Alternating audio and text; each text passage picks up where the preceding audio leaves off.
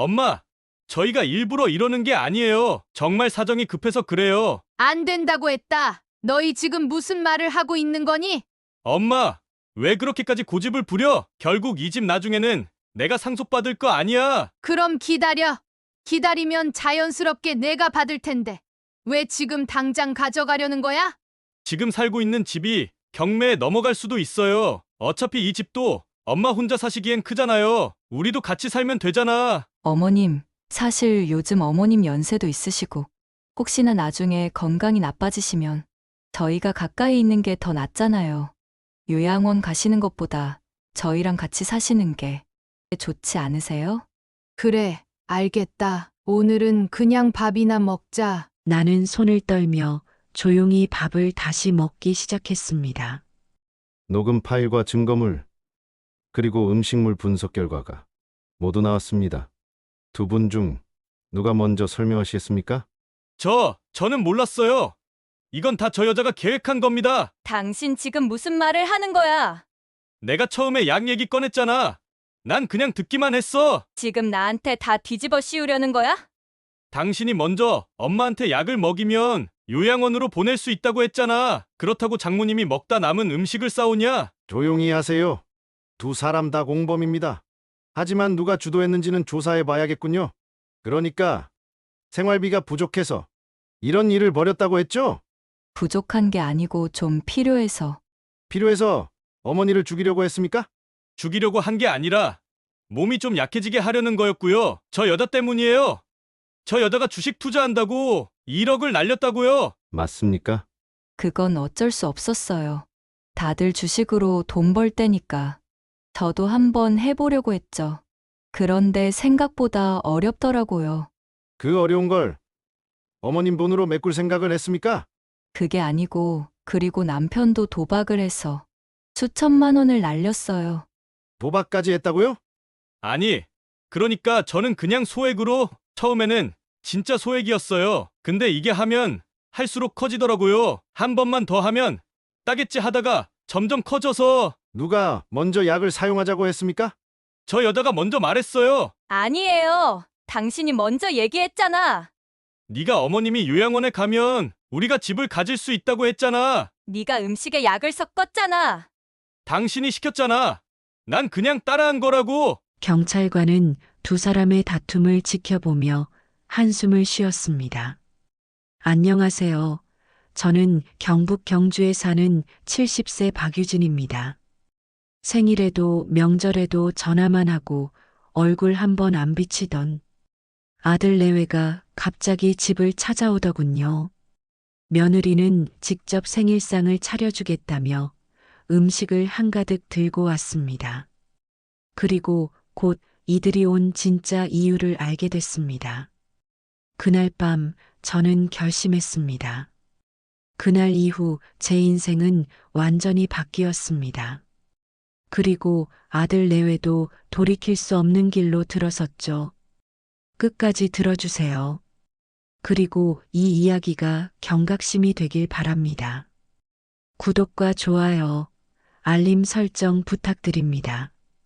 결혼한 지 7년이 지나도 아들은 철이 없었습니다. 시험관 시술을 통해 낳은 아들, 외동딸이었던 며느리는 둘 다 비슷한 면이 있었습니다. 저는 아들을 애지중지 키웠어요. 아들이 넘어질까, 다칠까, 무슨 부족한 것이 있을까 늘 걱정하며 살았습니다. 무엇이든 원하는 건 다 해주었고, 어려운 일이 생기면 먼저 나서서 해결했어요.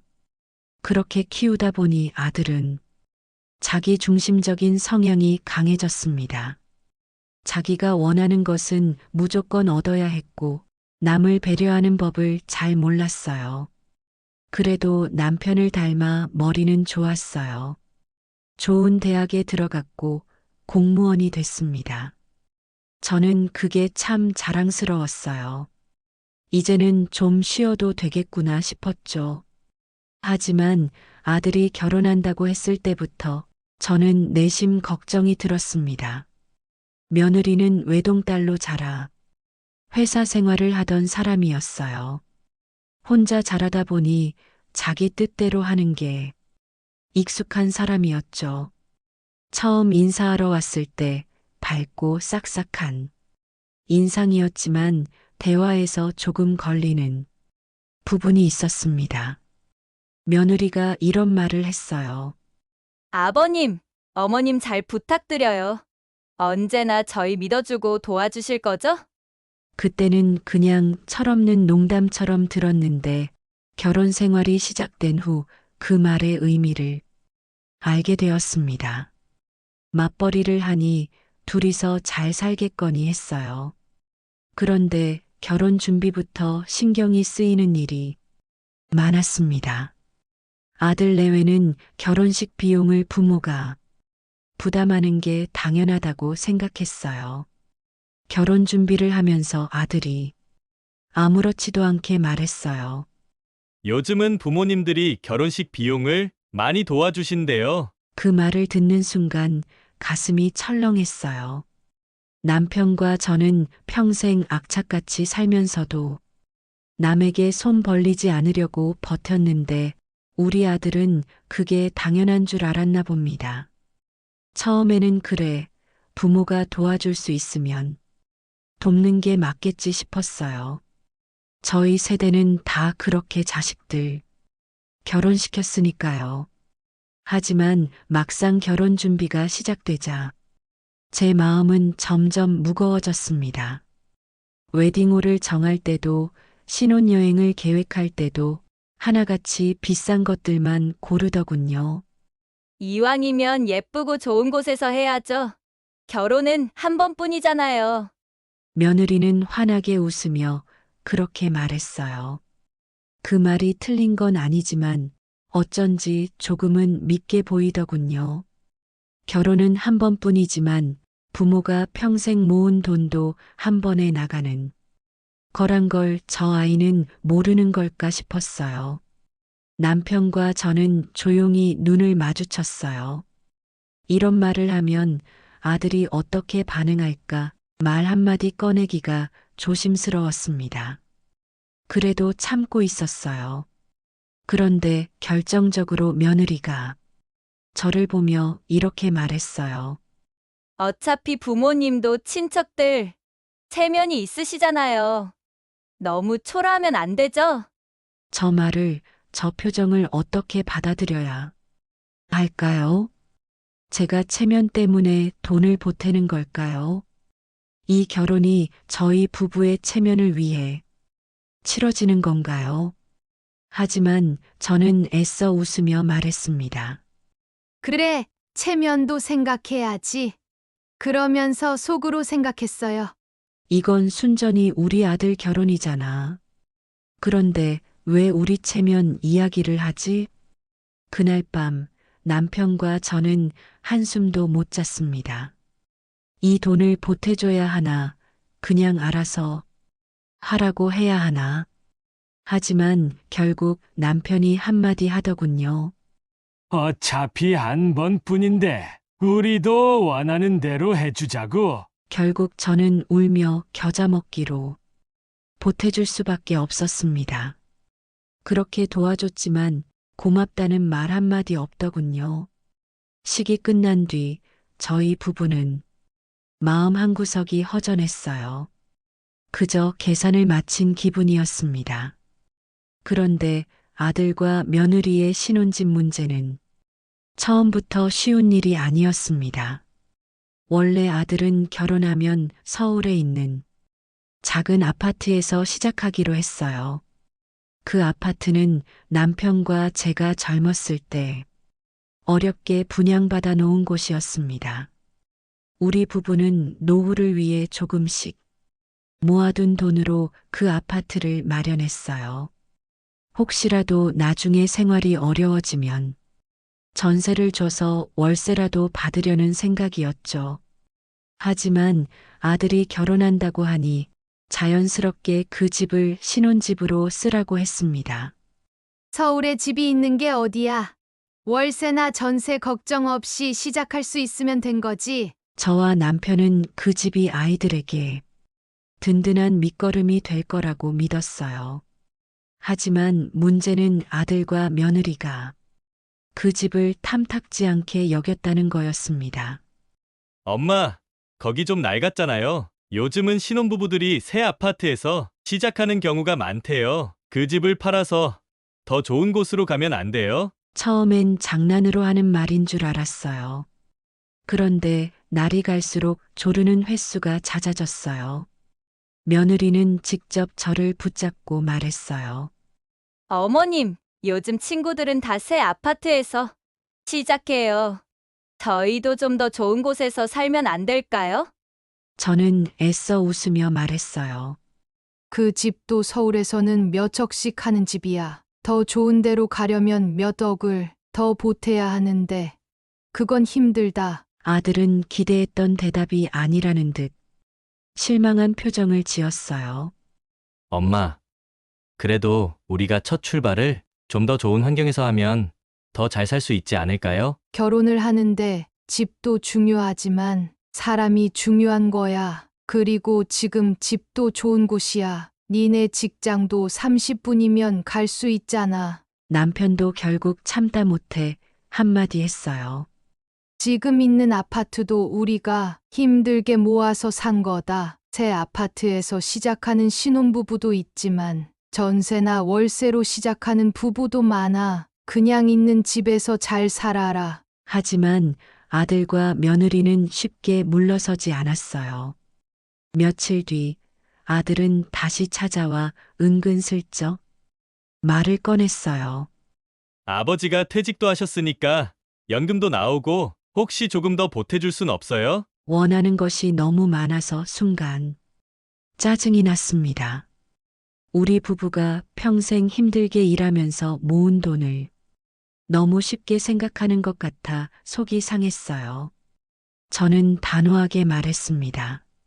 더 이상은 힘들어. 그리고 살기 싫으면 다른 데 니들이 얻어서 살아. 그 말을 듣자 아들은 한숨을 쉬었고 며느리는 불만이 가득한 표정이었어요. 며느리는 결국 작게 중얼거렸어요. 우리 친구들은 다 새 아파트에서 시작하는데 그 말을 듣는 순간 속이 뒤집히는 줄 알았습니다. 부모가 이 정도 해주는데 더 바란다는 것은 정말 너무한 것 같았습니다. 저는 속이 상했지만 더는 말하지 않았어요. 이제 와서 무슨 말을 해도 이 아이들이 부모의 마음을 이해하지 못할 거라는 걸 알았으니까요. 그렇게 결혼식이 끝났고 아들은 결국 우리가 마련해준 아파트에서 신혼생활을 시작했습니다. 하지만 그 이후로 그 집에 대한 불만을 들을 수 있었습니다. 집이 좀 좁아서 답답해요. 새 아파트였으면 시설도 더 좋았을 텐데. 아들은 직접적으로 불평하지 않았지만 며느리는 간접적으로 계속 신경 쓰이게 말했어요. 시간이 지나면서 저는 점점 확신이 들었습니다. 아이들은 처음부터 부모가 마련해준 집을 감사하게 생각하지 않는다는 것을요. 그리고 요즘 젊은이들이 감사함을 모른다는 것을 말입니다. 그렇게 아들과 며느리는 우리가 준 집에서 시작했지만 결혼 후부터 우리를 점점 멀리하기 시작했습니다. 처음에는 신혼이라 바쁘겠거니 했어요. 하지만 시간이 지나도 연락은 뜸해졌고 우리는 아들 내외가 사는 집에 한 번도 초대받지 못했습니다. 저는 그게 서운하기도 하고 한편으로는 씁쓸하기도 했어요. 그래, 우리한테 불만이 있으니 그러려니 했습니다. 요즘은 자식한테 기대하지 말라고 하는 얘기를 많이 들었지만 서운하게 느껴지는 것은 사실이었습니다. 그리고 저는 다시 깨달았습니다. 부모는 필요할 때만 찾는 존재, 돈이 필요할 때, 도움이 필요할 때만 연락하는 존재라는 것을요. 아들이 결혼 후 첫 명절이 다가왔습니다. 오랜만에 아들 내외와 명절을 보내겠다는 생각에 마음이 설렜어요. 전날 새벽부터 시장에 나가 고기와 채소를 사고 생선도 신선한 걸로 골라왔죠. 남편도 곁에서 돕겠다고 나섰습니다. 명절 음식하는 게 쉬운 줄 알아? 당신은 그냥 거들기만 해요. 제가 그렇게 말하면서도 속으로는 웃고 있었어요. 올해는 온 가족이 모여 앉아 따뜻한 밥상을 차릴 생각에 기운이 나더라고요. 그런데 저녁이 되기 전에 아들에게서 전화가 왔어요. 엄마, 이번에 우리 둘 다 못 내려갈 것 같아요. 회사에서 명절에도 대기조를 두고 있어서 어쩔 수 없어요. 순간 아무 말도 할 수 없었습니다. 저는 아들에게 아무렇지도 않은 척 말했어요. 그래. 일 바쁘면 그럴 수도 있지. 하지만 수화기를 내려놓고 나니 속이 부글부글 끓었어요. 명절이 뭐라고 명절이면 다들 부모님께 가는 거 아니었나요? 남편은 제 눈치를 보며 말했습니다. 요즘 애들은 다 그래. 회사에서 명절에도 바쁘다잖아. 저는 속으로 생각했어요. 처음에는 그러려니 했지만 그 다음 명절에도 또 그 다음 명절에도 며느리는 오지 않았어요. 아들은 혼자 찾아오거나 전화 한 통으로 대신했어요. 엄마, 음식 준비 너무 많이 하지 마세요. 그냥 간단히 드세요. 그 말이 어찌나 서운하던지 저는 남편과 둘이 허전한 밥상을 차리며 말했어요. 이제 명절에 부모님 뵙는 것도 옛날 이야기인가 봐요. 남편은 허허 웃으며 말했어요. 그냥 편하게 생각해. 우리도 이제 늙었잖아. 하지만 저는 그렇게 쉽게 생각할 수 없었습니다. 며느리는 왜 매번 명절마다 핑계를 대는 걸까요?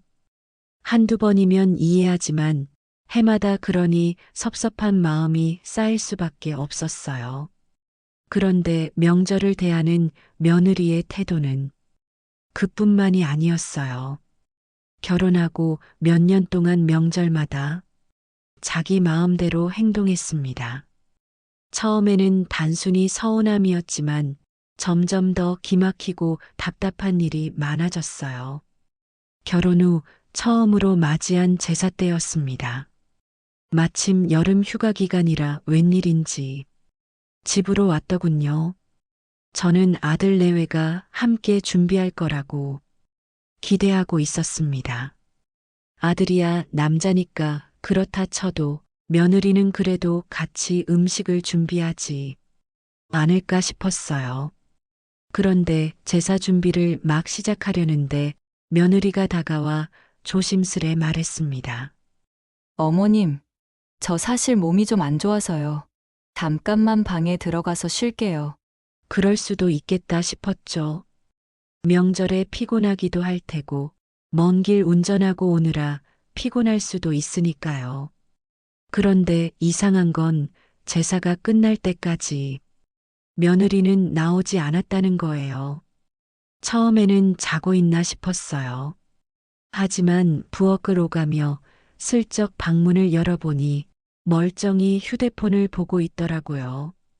그때부터 속이 상하기 시작했어요. 하지만 저는 아무 말도 하지 않았습니다. 괜히 말했다가 분위기만 어색해질까 봐요. 그렇게 며느리는 첫 제사부터 끝날 때까지 단 한 번도 부엌에 나오지 않았어요. 며느리가 명절마다 바쁘다고 해서 저는 이해하려고 했어요. 일하는 며느리인데 피곤할 수도 있겠다고 그렇게 제 마음을 다독였습니다. 그런데 몇 년이 지나도 며느리는 명절마다 오지 않았어요.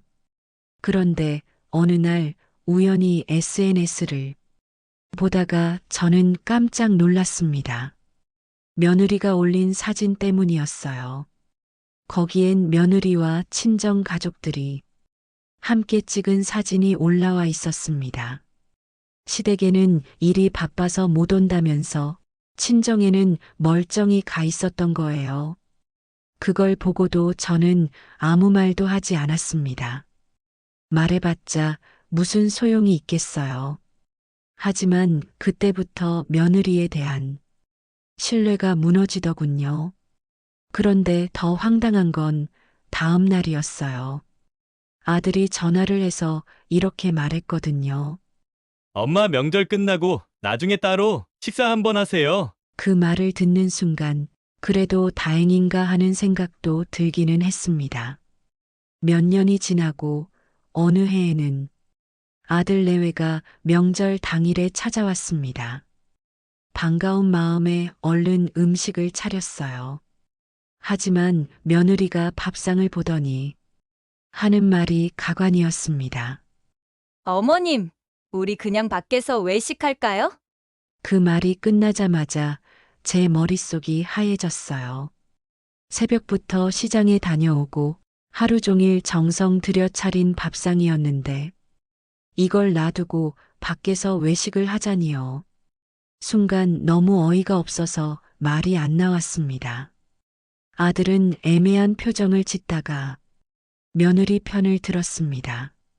엄마 요즘 명절에 다들 외식 많이 해요. 너무 힘들게 차리셨네. 그 순간 참을 수 없이 화가 났습니다.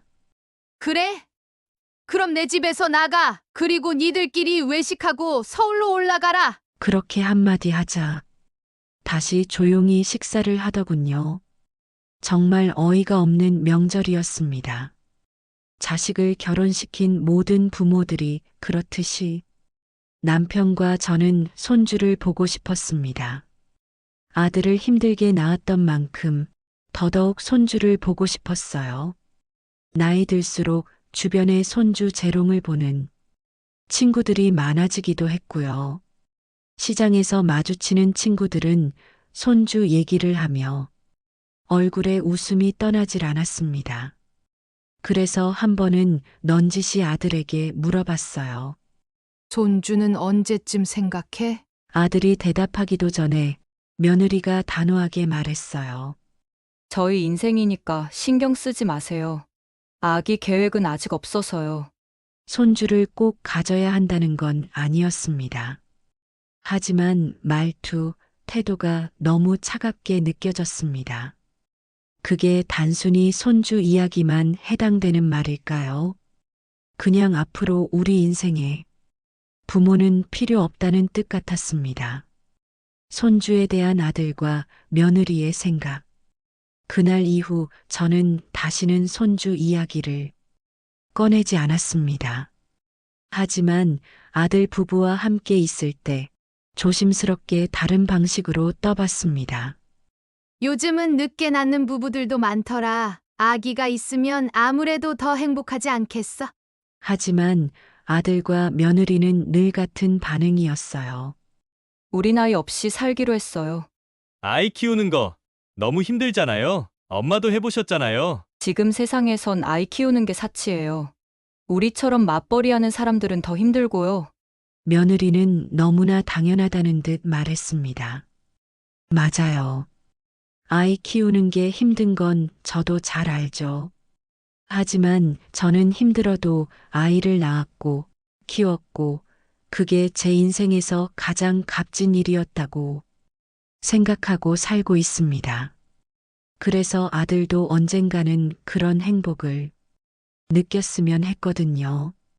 그런데 그들은 아예 그 행복을 원하지 않는다는 듯 말했습니다. 어머니, 손주 보고 싶으시면 친구분들 손주 보시면 되잖아요.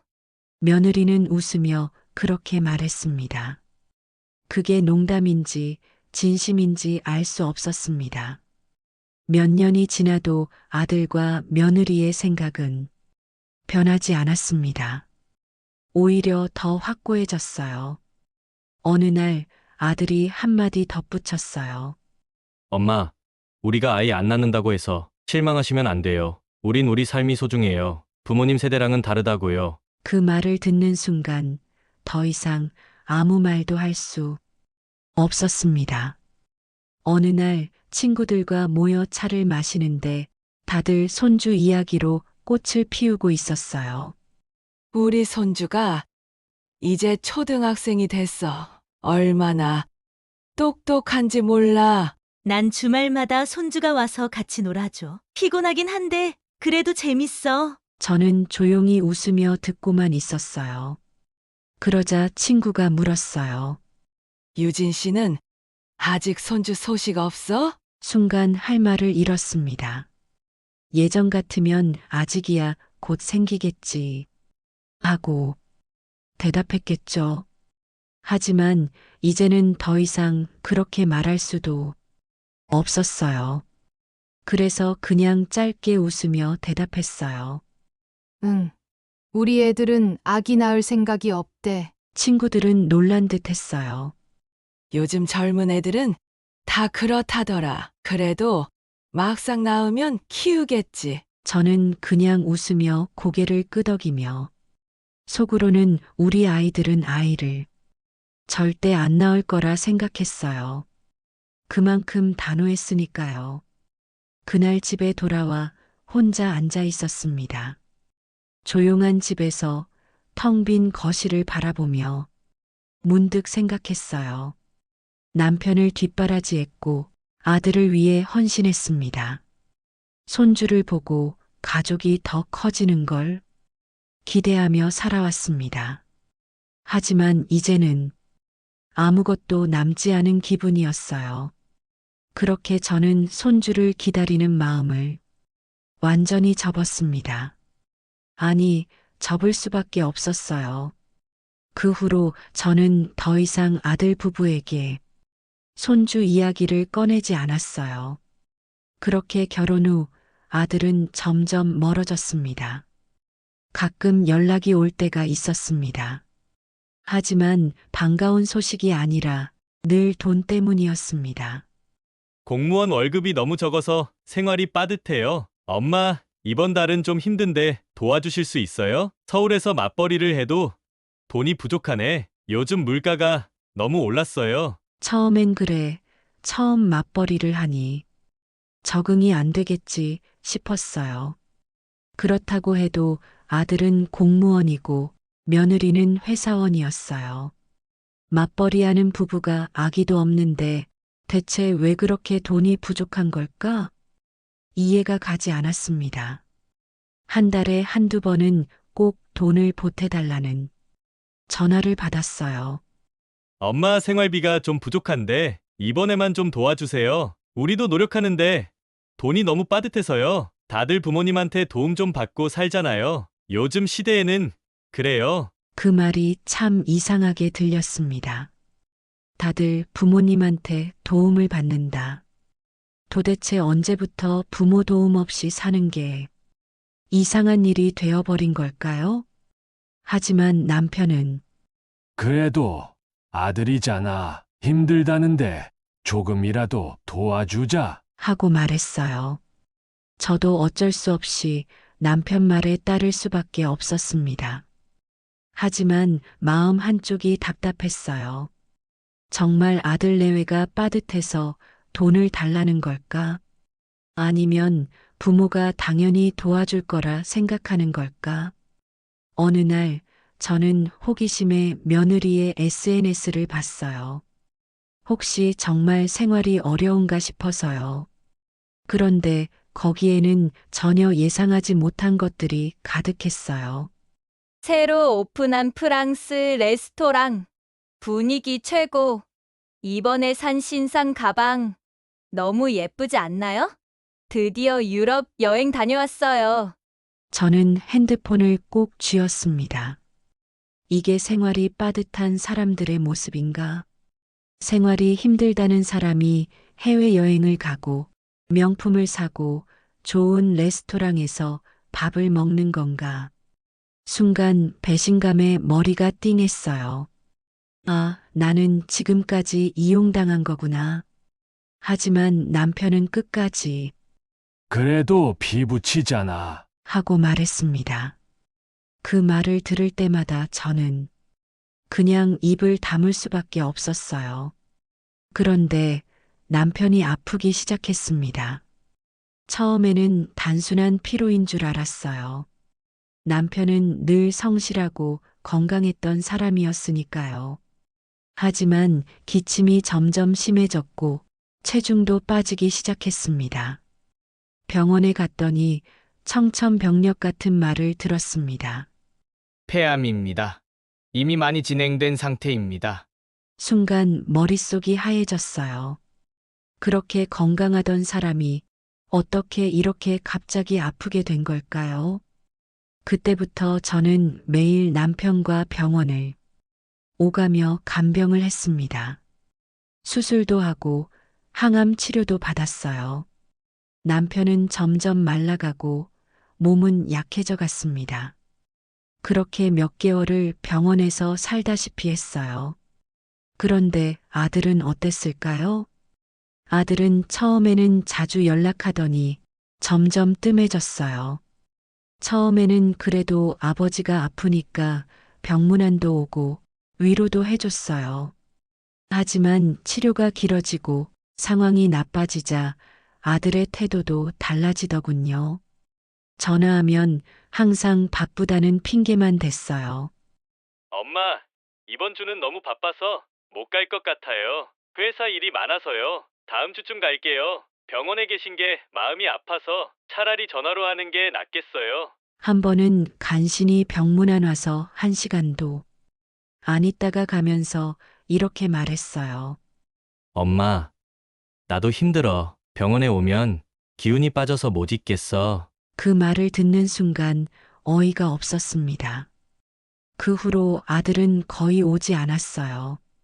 그렇게 몇 개월이 지나고 결국 남편은 하늘나라로 떠났습니다. 남편을 떠나보낸 후 제 마음은 슬픔에 젖어 있었습니다. 가슴이 미어지고 눈물이 멈추지 않았어요. 그런데 장례식이 끝나고 며칠 뒤 아들이 찾아오더군요. 저는 아들이 위로의 말을 해줄 줄 알았어요. 엄마, 힘드시죠? 아버지 없이 혼자 계시면 적응 안 되실 거예요. 하지만 아들이 꺼낸 첫마디는 그런 말이 아니었어요. 엄마, 아버지 연금은 얼마나 나와요? 그 말을 듣는 순간 저는 얼어붙었습니다. 남편이 떠난 지 며칠 되지도 않았는데 돈 이야기를 하다니 내가 지금 그 말을 왜 하니? 제 목소리가 떨렸어요. 하지만 아들은 태연하게 말했습니다. 엄마도 혼자 사시면 생활하기 힘들 거 아니에요. 연금이 어느 정도 나오는지 알고 있어야 하잖아요. 순간 눈물이 터질 뻔했어요. 이 아이가 정말 우리 아들이 맞을까? 내가 낳고 길러온 아이가 맞을까? 너는 지금 아버지가 돌아가신 게 중요해? 아니면 연금이 중요해? 제가 그렇게 말하자 아들은 당황하는 기색도 없이 말했어요. 엄마, 나쁜 뜻으로 하는 말이 아니에요. 그냥 현실적인 얘기잖아요. 현실적인 얘기. 그럼 나는 이제 남편을 잃은 슬픔도 없이 돈 이야기를 해야 하는 건가? 그때 저는 깨달았어요. 아들은 부모의 삶이 아니라 돈에 관심이 있다는 걸요. 그 후로 저는 아들과 거리를 두기로 했습니다. 도대체 이 아이한테 더 이상 뭘 해줘야 하는 걸까요? 부모는 평생 희생만 해야 하는 존재인가요? 남편이 떠난 후 나는 혼자가 되었습니다. 집은 너무 조용했습니다. 거실에 앉아 있으면 마치 시간이 멈춘 것 같았어요. TV를 켜놓아도 밥을 차려놓아도 그저 텅 빈 느낌이 들었습니다. 친구들만이 나를 위로해 주었습니다. 이제라도 편하게 살아. 당신도 고생 많았잖아. 시간이 지나면 괜찮아질 거야. 그렇게 말하지만 나는 알았습니다. 아무리 시간이 지나도 혼자인 건 변하지 않는다는 걸요. 가끔씩 창밖을 내다보면 옆집 할머니가 손주들과 산책하는 모습이 보였습니다. 그 모습을 보고 있으면 괜히 눈물이 날 것 같아 얼른 시선을 돌렸어요. 이제 나는 혼자 살아야 합니다. 그렇게 몇 년이 흘렀어요. 아들은 거의 연락이 없었습니다. 나도 이제 기대하지 않았어요. 어느 날 아들에게서 전화가 왔습니다. 엄마, 이번에 생일이시죠? 그렇긴 하다만 무슨 일 있니? 저희가 생일 맞아서 한번 내려갈게요. 나는 순간 말문이 막혔습니다. 이 아이들이 내 생일을 챙긴다고요. 그동안 명절에도 기일에도 오지 않던 애들이 나는 어쩐지 가슴이 두근거렸습니다. 반가운 마음도 들었고 한편으로는 이상한 기분도 들었어요. 그래 알겠다. 조심해서 와라. 전화를 끊고 한참 동안 핸드폰을 내려다보았습니다. 몇 년 만에 아들 내외가 찾아온다고요? 그동안 돈 이야기할 때만 연락하던 애들이 나는 왠지 모르게 불안했습니다. 이 방문이 단순한 생일 축하가 아니었다는 걸 그때는 몰랐습니다. 나는 오랜만에 아들 부부를 맞이할 준비를 했습니다. 몇 년 만에 방문이었으니 혹시나 싶어 미리 시장도 다녀왔어요. 혼자 먹을 때는 대충 끼니를 때웠지만 그래도 아들 부부가 온다니 이것저것 차려주고 싶었습니다. 생선도 사고 고기도 사고 나물도 준비했어요. 이왕 오는 김에 맛있는 음식을 먹이고 싶었습니다.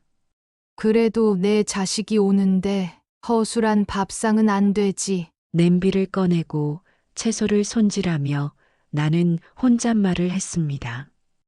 음식을 하는 내내 마음 한편이 이상했습니다.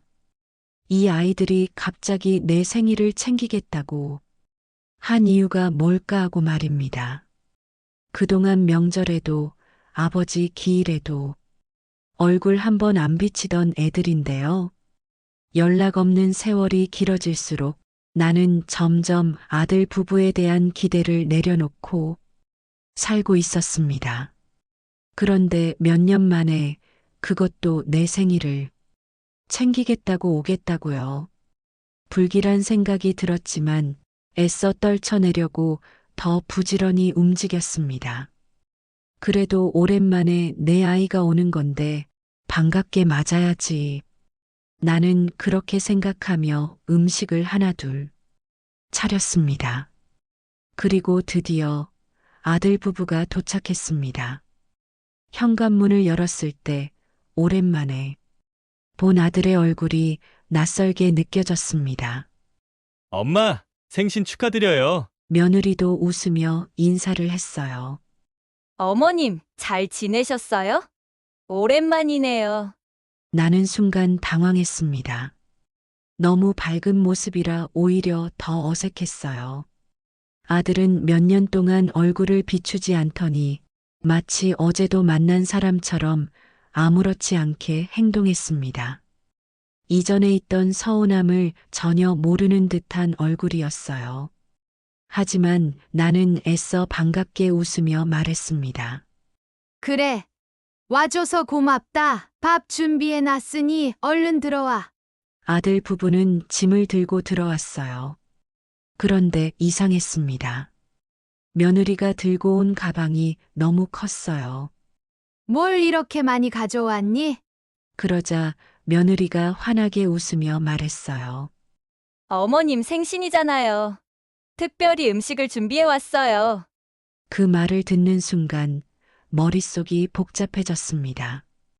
이 아이들이 몇 년 동안 내 밥 한 끼 신경 쓴 적이 없었는데요. 며느리는 캐리어 가방에서 들고 온 음식을 하나둘 꺼냈어요. 갈비찜, 전, 국, 나물. 겉보기에는 정성껏 준비한 듯한 음식들이었어요.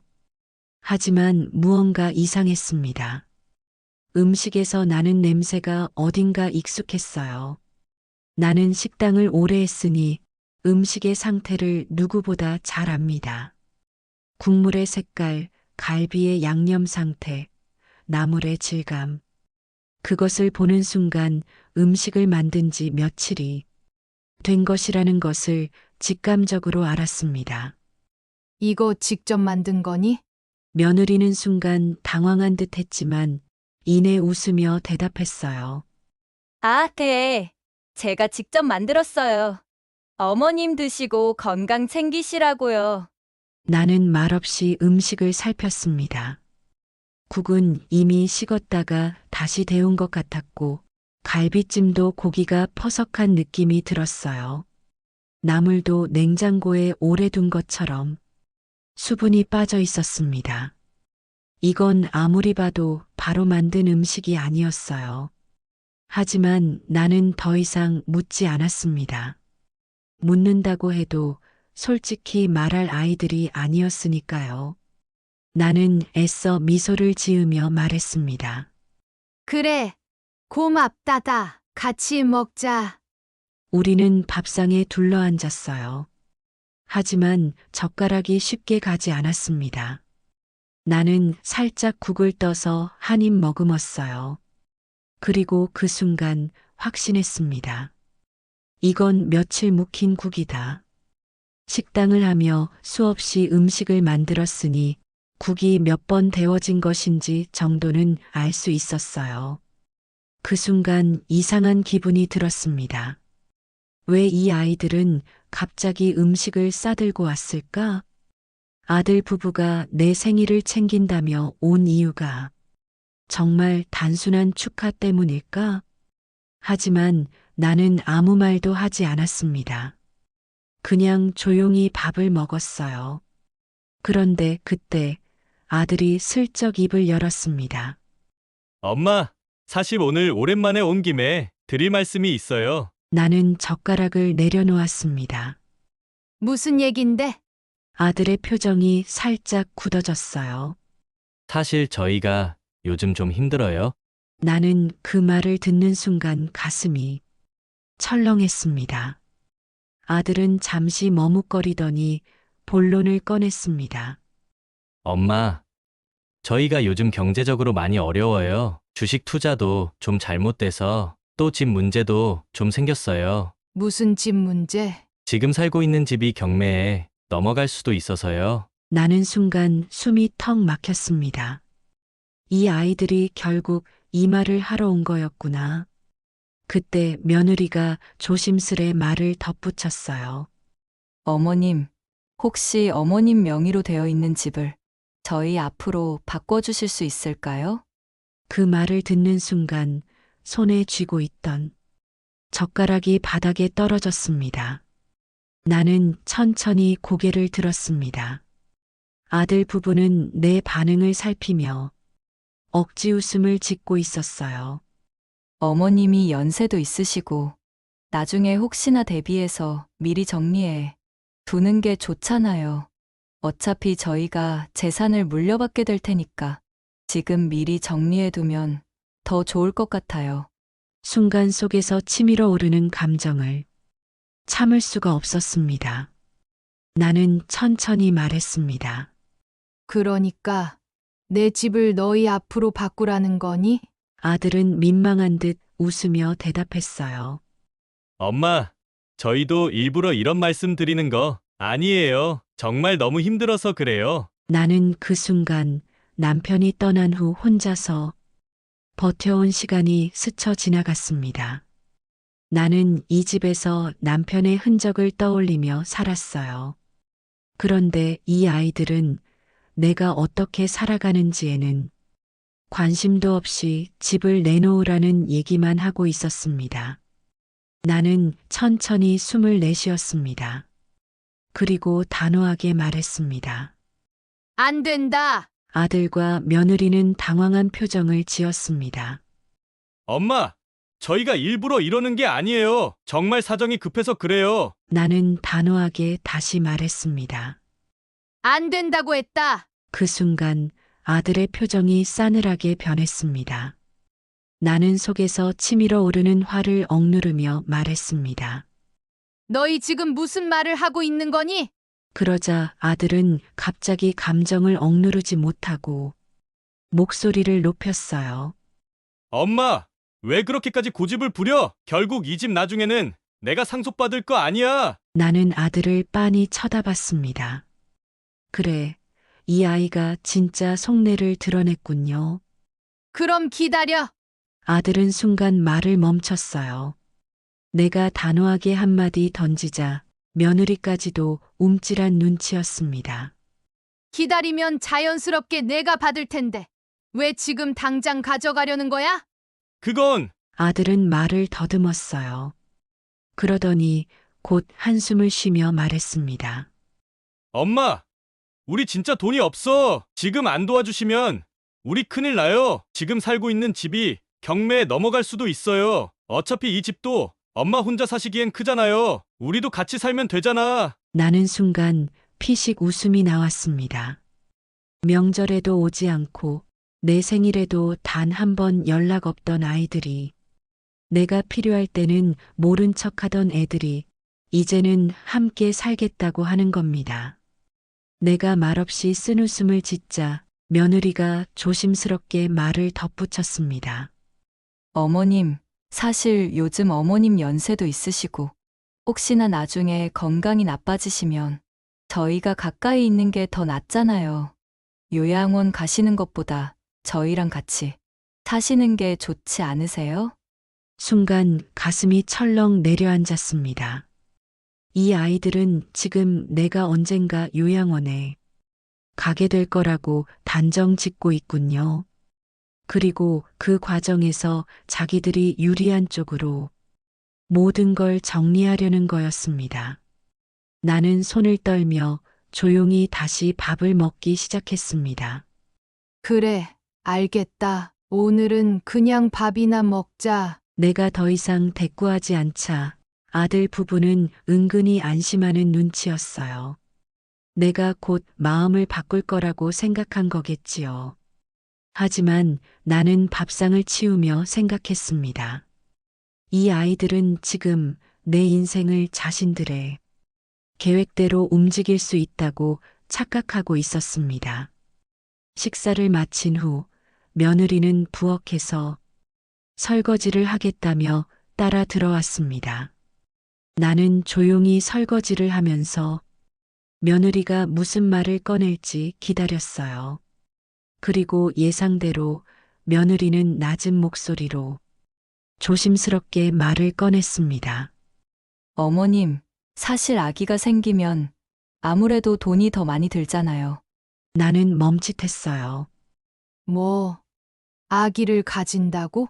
아직 가지진 않았지만 저희도 이제 아이를 생각하고 있어서요. 그런데 지금 집 문제가 해결이 안 되면 저희가 출산을 계획하기도 힘들 것 같아요. 나는 찬물을 틀며 아무 말도 하지 않았습니다. 몇 년 전 아이를 낳을 생각이 없다고 단호하게 말하던 그 아이가 이제 와서 손주 이야기를 꺼낸다고요. 그래서? 그러니까 어머님께서 집 명의만 저희 앞으로 해주시면 저희도 안정적으로 아기를 키울 수 있을 것 같아요. 나는 그 말을 듣고 천천히 손을 닫고 며느리를 바라봤습니다. 그러니까 지금 내가 손주 핑계를 대는 거니? 며느리는 순간 당황한 듯 했지만 이내 고개를 끄덕였어요. 아니, 뭐 그렇게까지 말씀하시면 그래도 어머님도 손주 보고 싶어 하셨잖아요. 저희가 잘 키우려면 안정적인 환경이 필요하죠. 나는 허탈한 웃음이 나왔습니다. 손주가 생길지도 모른다는 말을 빌미로 내 집을 넘기려는 이 아이들. 미안한데 나는 손주가 생긴다고 해도 이 집을 넘길 생각이 없어. 나는 단호하게 말했어요. 그 순간 며느리의 얼굴이 굳어졌습니다. 그리고 조용히 말했어요. 아버님도 계셨으면 어머님처럼 그렇게 말씀하셨을까요? 아버님이 계셨으면 어머님 혼자 사시는 것보다는 우리랑 같이 사시는 게 더 낫다고 하셨을 수도 있잖아요. 나는 순간 그 말이 너무나도 잔인하게 들렸습니다. 남편이 떠난 후 나는 오랫동안 외로움 속에서 살았어요. 그리고 그 외로움을 이 아이들은 너무나도 잘 알고 있었어요. 그런데 이제 와서 남편의 부재를 이용해 나를 설득하려고 하는 것인가요? 나는 숨을 깊이 들이쉬었습니다. 그리고 조용히 말했습니다. 그럼 내 말대로 하자. 며느리의 얼굴이 환하게 밝아졌어요. 정말요, 어머님. 나는 고개를 끄덕였습니다. 그래. 내일 변호사 사무실에 가서 내 재산을 어떻게 처리하면 좋을지 상담해 볼게. 그럼 너희도 기다려. 내가 조만간 연락할 테니까. 나는 미소를 지으며 그렇게 말했어요. 그러자 아들과 며느리는 안심한 듯한 얼굴을 했습니다. 그들은 내가 곧 집을 넘길 거라고 생각한 것이지요. 그날 밤 나는 좀처럼 잠이 오지 않았습니다. 천장을 바라보고 누웠는데 여러 가지 생각이 꼬리를 물었어요. 몇 년 만에 찾아온 아들 부부, 생일이라고 가져온 음식, 그리고 집을 넘기라는 요구. 이 모든 것들이 연결된 것 같았어요. 마음이 불안하고 답답해서 도저히 누워 있을 수가 없었습니다. 나는 조용히 자리에서 일어나 거실로 나왔습니다. 거실 창문 너머로는 희미한 가로등, 불빛이 깜빡이고 있었어요. 무겁게 내려앉은 침묵 속에서 깊은 한숨을 내쉬는데 그때였습니다. 아들과 며느리가 자는 방에서 작은 속삭임이 들려왔습니다. 나는 본능적으로 발소리를 죽였습니다. 그냥 돌아갈까? 아니면 들어볼까? 그런데 문득 들려오는 단어에 몸이 얼어붙었습니다. 약이 효과가 있겠지? 순간 가슴이 철렁 내려앉았어요. 나는 숨을 죽이고 문 옆에 바짝 붙었습니다. 방 안에서 들려오는 작은 목소리가 점점 또렷해졌습니다. 당연하지. 서서히 몸이 약해질 거야. 그게 자연스럽잖아. 너무 빨리 효과가 나타나면 의심할 수도 있으니까 조금씩 약을 섞었어. 그래도 혹시 모르니까 몇 번 더 먹게 해야 해. 나는 그 자리에 얼어붙었습니다. 한 단어, 한 단어가 머릿속에서 맴돌며 현실로 와닿지 않았어요. 이게 무슨 소리지? 무슨 약을 섞었다고? 누구한테? 설마 나한테? 머릿속이 핑 돌면서 어지러워졌습니다. 하지만 나는 꾹 참고 다시 귀를 기울였습니다. 솔직히 이 방법밖에 없잖아. 어머님이 그냥 집을 넘기실 리가 없잖아. 몸이 약해지면 요양원에 모실 수밖에 없을 거야. 그럼 자연스럽게 집이 우리 거가 되겠지. 장모님 생일 음식 했던 거 가져오길 잘했어. 어차피 한 번 먹었던 음식이니까 우리도 의심받을 일은 없고. 그러니까 딱 맞아 떨어졌어. 음식 맛도 그대로였고. 그 말을 듣는 순간 온몸이 덜덜 떨려왔습니다. 나는 벽을 짚으며 겨우 서 있었습니다. 머리가 멍해지고 심장이 터질 것처럼 뛰기 시작했어요. 아들 부부가 가져온 음식이 장모 생일 때 했던 음식이었습니다. 그리고 그 음식에 약을 타기까지 했고요. 서서히 건강이 악화되게 하는 약을요. 나는 손으로 입을 틀어막았습니다. 믿을 수가 없었습니다. 이게 내 아들이 한 짓이란 말인가? 내가 낳고 키운 아이가요. 내가 몇십 년 동안 정성으로 키운 내 자식이 나를 죽이려 한다는 것이었습니다. 그것도 돈 때문에요. 믿을 수 없고 믿고 싶지도 않았어요. 하지만 내 귀로 똑똑히 들었습니다. 나는 다시 방 안에서 들려오는 목소리에 집중했습니다. 근데 효과가 너무 늦게 나타나는 건 아니겠지? 아무리 그래도 당장 쓰러지면 수상하잖아. 며칠 동안 조금씩 먹게 해야 해. 그래야 병원에서도 그냥 자연스럽게 몸이 안 좋아진 거라고 생각할 거야. 그래도 조심해야 돼. 엄마가 너무 눈치 빠르잖아. 그 순간 내 손끝이 싸늘해졌습니다. 이 아이들은 나를 이렇게까지 우습게 보고 있었던 거였습니다. 나는 조용히 몸을 일으켜 방으로 들어갔습니다. 숨을 크게 들이쉬려 했지만 가슴이 답답해서 제대로 숨조차 쉬기 힘들었어요. 손을 떨며 다시 부엌으로 가서 물을 한 잔 마셨습니다. 차가운 물이 목을 타고 넘어가면서도 머릿속은 여전히 아까 들은 말들로 가득 차 있었습니다. 그리고는 핸드폰을 들고 방문 앞으로 가서 아들과 며느리의 대화를 녹음하기 시작했습니다. 약을 어디에서 구했다고? 약사 친구한테 부탁했지.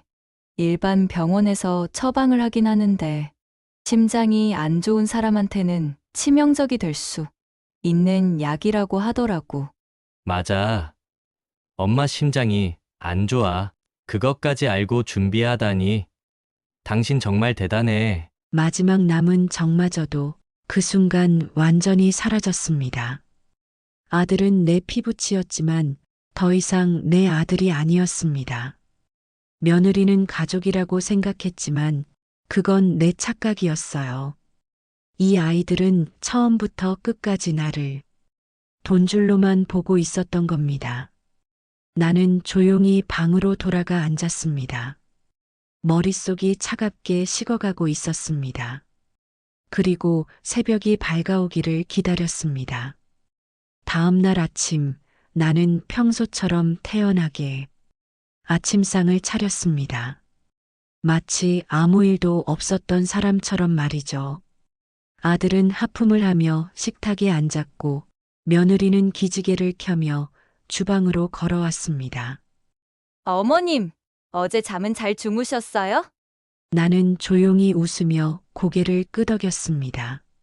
그럼 덕분에 오랜만에 편히 잤지? 며느리는 만족스럽다는 듯 미소를 지으며 음식을 살폈어요. 어머님, 음식 맛있게 드셨죠? 생일 음식이니까 더 드세요. 나는 젓가락을 들고 천천히 반찬을 집었습니다. 그리고 아주 자연스럽게 그들이 가져온 국을 한 숟갈 떴어요. 마치 아무 의심도 하지 않는 사람처럼 아들은 내 표정을 살피며 물었습니다. 엄마 요즘 건강은 좀 어떠세요? 나는 숟가락을 내려놓고 가만히 그를 바라보았습니다. 그냥 예전 같지 않지. 전부터 심장이 안 좋더니 요즘 더 안 좋은 것 같아. 아들과 며느리는 살짝 안도하는 눈치였어요. 식사가 끝난 후 아들 부부는 나갈 준비를 했어요. 엄마, 저희 오늘 시내 좀 둘러보고 올게요. 오랜만에 경주 왔으니까. 나는 여전히 평온한 얼굴로 고개를 끄덕였습니다. 그래. 오랜만에 왔는데 잘 둘러보고 와라. 어머님도 같이 가실래요? 며느리가 물었지만 나는 손을 저으며 대답했어요. 나는 그냥 집에 있을게. 너희끼리 다녀와. 아들 부부는 아무 의심 없이 집을 나섰습니다. 나는 창문 너머로 그들이 차를 타고 나가는 모습을 끝까지 지켜봤습니다.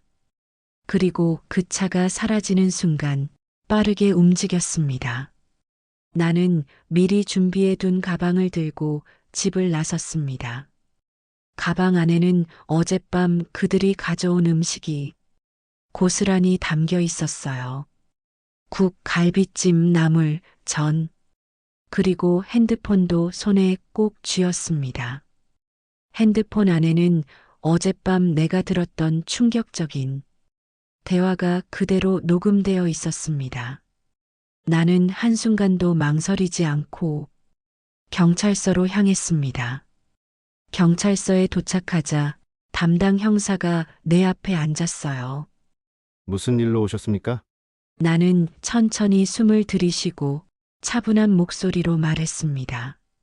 내가 신고할 일이 있어서 왔습니다. 내 아들과 며느리가 나를 죽이려 했어요. 경찰은 순간 놀란 표정을 지었어요. 하지만 이내 진지한 태도로 질문을 이어갔습니다. 그게 무슨 말씀이신지 자세히 말씀해 주세요. 나는 천천히 가방을 열어 들고 온 음식을 하나씩 꺼냈습니다. 이 음식들은 어젯밤 내 아들 부부가 가져온 것들입니다. 그런데 어젯밤 우연히 이 아이들이 나누는 대화를 들었습니다. 그리고 녹음을 했지요. 나는 핸드폰을 꺼내 녹음 파일을 재생했습니다. 방 안에서 속삭이던 아들과 며느리의 목소리가 그대로 경찰서 안에 울려 퍼졌어요. 약이 효과가 있겠지. 당연하지. 서서히 몸이 약해질 거야. 너무 빨리 효과가 나타나면 의심할 수도 있으니까 조금씩 약을 섞었어. 그래도 혹시 모르니까 몇 번 더 먹게 해야 해. 경찰들의 표정이 점점 굳어졌습니다. 나는 경찰관들을 하나하나 바라보며 말을 이어갔어요. 이 음식에 분명히 뭔가를 넣었을 겁니다. 확인해 보세요. 경찰은 즉시 실험실로 음식을 보내 검사를 진행했습니다. 그리고 곧바로 아들과 며느리에 대한 체포 절차를 밟기 시작했습니다. 이건 살인 미수 혐의에 해당됩니다. 즉시 체포 조치를 취하겠습니다. 나는 가슴속에서 뜨겁고도 차가운 감정이 올라오는 걸 느꼈습니다. 내가 낳고 길러온 아들이 나를 죽이려 했다는 사실, 그리고 그런 아들이 이제 경찰에 체포된다는 현실. 하지만 눈물은 나지 않았어요. 이제는 이 아이들을 내 손으로 끝내야 할 때였습니다. 오후가 되자 경찰이 아들과 며느리를 체포하러 갔습니다. 나는 경찰서에서 조용히 기다렸어요. 그리고 몇 시간 후 경찰차가 도착했습니다. 차에서 내리는 아들과 며느리의 얼굴은 충격과 당황으로 가득 차 있었습니다. 엄마, 이게 무슨 일이야? 아들은 나를 보자마자 소리쳤어요. 엄마가 경찰을 부른 거야? 나는 아무 말 없이 아들을 바라봤습니다. 그리고 아주 조용히 단호하게 말했습니다. 내가 먼저 내게 한 짓을 생각해봐라. 아들의 얼굴이 창백해졌어요. 경찰이 아들, 며느리에게 수갑을 채우며 말했습니다. 당신은 살인 미수 혐의로 체포합니다. 변호사를 선임할 권리가 있으며 묵비권을 행사할 수 있습니다. 잠깐만요. 오해야. 그럴 리가 없어요. 며느리는 울먹이며 경찰에게 매달렸어요. 우린 그냥 하지만 경찰은 단호했습니다. 증거가 충분합니다. 음식에서 약물이 검출됐고 결정적으로 어젯밤의 대화가 녹음되어 있었습니다. 나는 마지막으로 아들을 바라봤습니다. 그제야 아들은 깨달은 듯한 얼굴이었어요. 그 얼굴을 보니 가슴이 참담했습니다. 엄마 제발 한 번만 봐줘. 나는 천천히 고개를 저었습니다. 이미 너무 늦었다. 그 순간 경찰서 조사실 문이 닫혔습니다. 아들 부부는 그렇게 나를 떠났습니다. 나는 오랫동안 경찰서 앞에 서 있었습니다. 마지막 남은 연민마저 그 순간 완전히 사라졌어요. 그리고 며칠 뒤 변호사 사무실로 향했습니다. 사무실 문을 열고 들어가자 차분한 분위기의 사무실이 눈에 들어왔습니다. 벽에는 깔끔하게 정리된 서류들이 빼곡했고 책상 위에는 여러 개의 서류 파일이 놓여 있었습니다. 사무실 안으로 들어서자 변호사가 자리에서 일어나 나를 맞이했습니다. 박유진 어머님 맞으시죠? 내 상담 예약한 박유진입니다. 나는 조용히 자리에 앉았습니다. 변호사는 내 얼굴을 유심히 살폈습니다. 나는 깊은 한숨을 내쉬고 천천히 입을 열었습니다. 변호사님, 제 재산 문제로 상담을 받고 싶어서 왔습니다. 변호사는 고개를 끄덕이며 준비된 서류를 정리했습니다. 네. 어떤 점을 도와드리면 될까요? 나는 손을 꼭 쥐고 잠시 망설였습니다. 그런데 막상 입을 열려니 가슴이 먹먹해졌습니다. 내가 직접 내 자식에게서 모든 것을 걷어들이겠다고 말해야 하다니요. 하지만 나는 더 이상 물러설 수 없었습니다. 나는 깊이 숨을 들이쉬고 조용히 말을 이어갔습니다. 제 재산을 정리하고 싶습니다. 제가 죽더라도 제 아들 부부가 제 재산을 가져갈 가능성이 없도록 하고 싶어요. 변호사는 순간 놀란 표정을 지었지만 곧 차분하게 물었습니다. 유산 상속을 원치 않으신다는 말씀이신가요? 나는 단호하게 고개를 끄덕였습니다. 네. 제 남편이 남긴 연금, 제가 사는 집, 그리고 제가 남겨둔 예금까지 그 아이들이 손댈 수 없게 해주세요. 그리고 제 재산을 기부하고 싶습니다. 변호사는 조용히 내 말을 듣더니 펜을 들고 메모하기 시작했습니다. 어머님께서 기부를 원하시는 기관이 정해져 있으신가요? 나는 잠시 생각하다가 차분히 대답했습니다. 어려운 아이들을 돕는 곳이면 좋겠습니다. 부모 없는 아이들이나 힘들게 살아가는 청소년들을 지원하는 곳으로요. 변호사는 고개를 끄덕이며 몇 개의 기관을 추천해 주었습니다. 나는 그 중 한 곳을 선택했습니다. 이곳으로 하고 싶습니다. 변호사는 메모를 하면서 조용히 내 얼굴을 바라보았습니다. 어머님, 많이 힘드셨겠어요. 그 한마디에 갑자기 가슴이 뻐근해졌습니다. 나는 잠시 말을 잇지 못하고 창밖을 바라보았습니다. 거리에선 사람들이 평범한 하루를 살아가고 있었습니다. 나는 지금까지 무엇을 위해 살아왔을까? 가족을 위해, 자식을 위해 평생을 바쳐 살았습니다. 하지만 결국 남은 건 배신뿐이었어요. 나는 조용히 웃으며 변호사를 바라보았습니다. 네, 힘들었죠. 하지만 이제는 괜찮아요. 이제라도 제대로 된 선택을 할 수 있어서 다행이에요. 변호사는 미소를 지으며 고개를 끄덕였습니다. 어머님께서 원하시는 대로 모든 절차를 진행해 드리겠습니다. 나는 깊은 한숨을 내쉬며 마지막 결정을 내렸습니다. 변호사는 서류를 정리하며 나를 향해 따뜻한 눈빛을 보냈습니다. 나는 자리에서 일어나 변호사와 악수를 나누었습니다. 좋은 선택하셨습니다. 어머님께서 앞으로는 더 평온하게 지내셨으면 좋겠어요. 나는 가볍게 고개를 끄덕였습니다. 나는 변호사 사무실을 나와 천천히 거리를 걸었습니다. 찬바람이 불었지만 마음이 이상하리만큼 가벼웠습니다. 수십 년 동안 가슴 한구석에 쌓여있던 짐을 이제야 내려놓은 기분이었습니다. 그동안 나는 가족이라는 이름 아래 모든 것을 참아왔습니다. 아들이 결혼 후 점점 멀어질 때도, 생활비를 요구할 때도, 명절에 오지 않을 때도, 심지어 남편이 떠난 후에도 연락 한 통 없던 그 애들을 기다렸습니다. 그래도 내 자식인데, 그래도 언젠가 돌아오겠지. 그렇게 스스로를 위로하며 살았습니다. 하지만 결국 내 자식은 나를 해치려 했습니다. 그리고 나는 더 이상 그런 자식을 용서할 마음이 없습니다. 이제부터는 나를 위해 살 것입니다. 집으로 돌아오는 길, 나는 주변을 둘러보았습니다.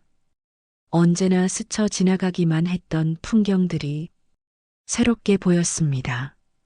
거리에 핀 꽃들도, 사람들의 웃음소리도, 따스한 햇살도, 이제야 비로소 내가 진짜 나로 살 수 있을 것만 같았습니다. 나는 더 이상 외롭지 않을 것입니다. 나를 힘들게 했던 사람들을 모두 내 삶에서 지웠으니까요. 이제 남은 인생은 나를 위한 시간입니다. 나는 평생 남을 위해 살았습니다. 남편을 위해, 아들을 위해, 가정을 위해. 하지만 이제는 내 자신을 위해 살아갈 것입니다. 새로운 취미도 가져보고, 여행도 다녀보고, 사람들도 만나면서요. 무엇보다 나를 위해 따뜻한 밥 한 끼를 차려 먹는 일부터 시작할 것입니다. 내가 나를 사랑하지 않으면 아무도 나를 대신해 사랑해주지 않으니까요. 이 이야기를 듣고 계신 분들 중에도 혹시 저처럼 속상한 마음을 안고 사시는 분이 계신가요? 가족이라는 이름 때문에 참고 또 참으며 상처받고 계시지는 않나요? 저는 오늘에서야 깨달았습니다. 가족이라고 해서 무조건 희생해야 하는 건 아니라는 걸요. 나를 아끼지 않는 사람에게 내 모든 것을 바칠 필요는 없다는 걸요. 그러니 제 이야기가 여러분께 작은 위로가 되었으면 합니다. 그리고 저처럼 늦지 않게 스스로를 지키는 선택을 하셨으면 좋겠습니다. 앞으로 저는 더 이상 뒤를 돌아보지 않을 것입니다. 과거는 이제 제게 의미가 없습니다. 이제는 오직 제 앞에 펼쳐질 새 삶만 바라볼 것입니다. 여러분도 그러셨으면 좋겠습니다. 긴 이야기 들어주셔서 감사합니다. 앞으로 남은 인생, 저는 제 행복을 찾아가겠습니다. 여러분도 꼭 여러분만의 행복을 찾으시길 바랍니다. 구독과 좋아요, 댓글은 영상 제작에 큰 힘이 됩니다. 감사합니다.